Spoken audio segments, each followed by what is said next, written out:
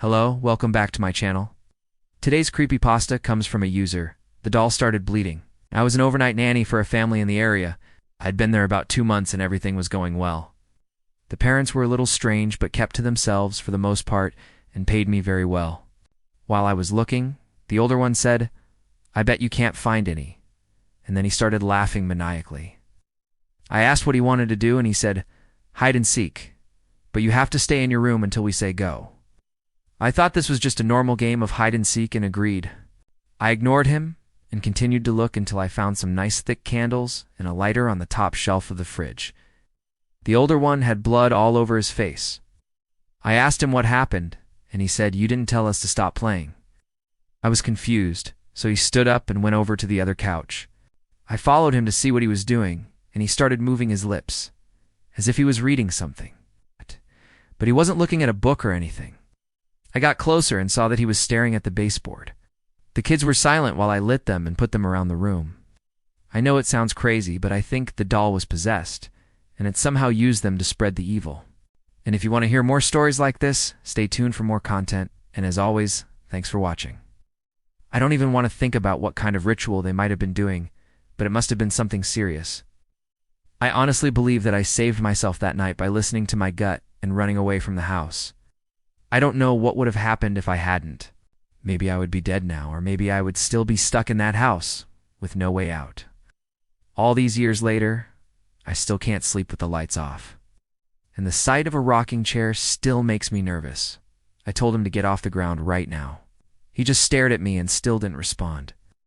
His eyes rolled back in his head and he looked like he was having a seizure. I started to freak out and yell at him to get away from it. The kids were also great.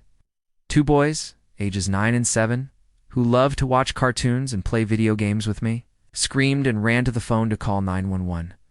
The younger one started to cry, and the older one just kept staring at the floor. When I turned around, he wasn't there anymore. I still keep in touch with the friend I moved in with, though, and I asked her if anything ever came of that case. She told me that it's still a mystery.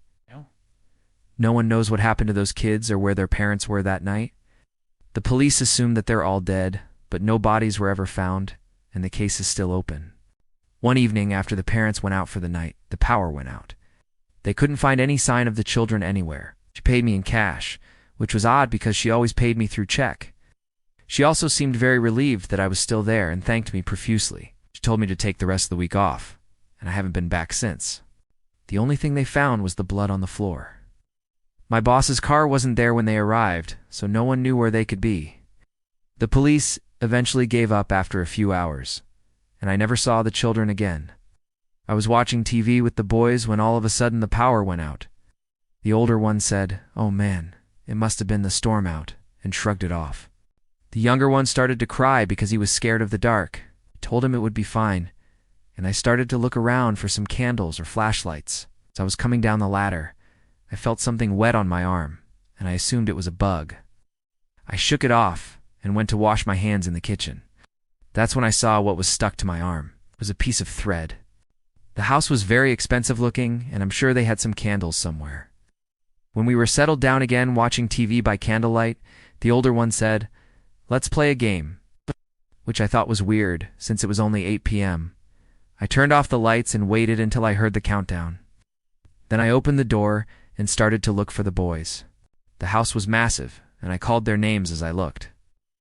I finally found the younger one hiding under a bed in the basement. I told him that wasn't very fun and that he should let his brother win. He just replied, "No," and hid his face in a pillow. I left him there and headed upstairs to look for his brother. I called his name again, and I swear the voice came from the attic. It sounded like he was up there, but I couldn't see anything. I went back into the living room, and the kids were sitting on the couch watching TV, as if nothing had happened. That's when I noticed the blood. There was blood coming out of the baseboard where the wall and the floor meet. It looked almost like it was oozing out. He slowly looked back at me and smiled. He said, "Do you see it?" Police and paramedics arrived soon after and searched the house. My boss did come home later that night, though, acting as if nothing had happened. It's been almost 2 years since that night, and I've moved away from that town. Sometimes I think about those kids and wonder what really happened. It just doesn't make sense. Why would the walls bleed? Would it be possible for walls to bleed? Let me know in the comments below.